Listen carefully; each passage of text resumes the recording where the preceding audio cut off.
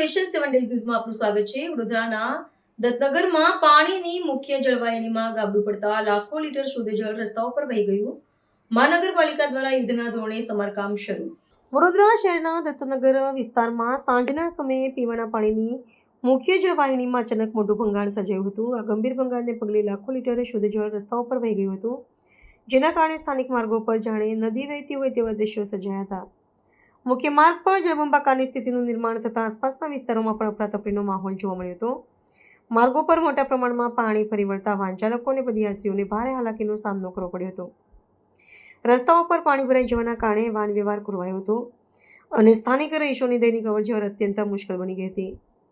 મૂલ્યવાન પીવાના પાણીનો આટલા વિપુલ પ્રમાણમાં વેડફાટ થતો જોઈને જાગૃત નાગરિકોમાં વહીવટીતંત્રની જાળવણી પ્રક્રિયા અંગે નારાજગી જોવા મળી હતી। આ ઘટનાની જાણ થતાં વડોદરા મહાનગરપાલિકાનું જળ પુરવઠા તંત્ર તાત્કાલિક હરકતમાં આવ્યું હતું। પાલિકાના સંબંધિત અધિકારીઓ અને કર્મચારીઓની ટીમે ત્વરિત ધોરણે ઘટના સ્થળે પહોંચીને યુદ્ધના સ્તરે જળવાહિનીમાં સમારકામની કામગીરી હાથ ધરી છે।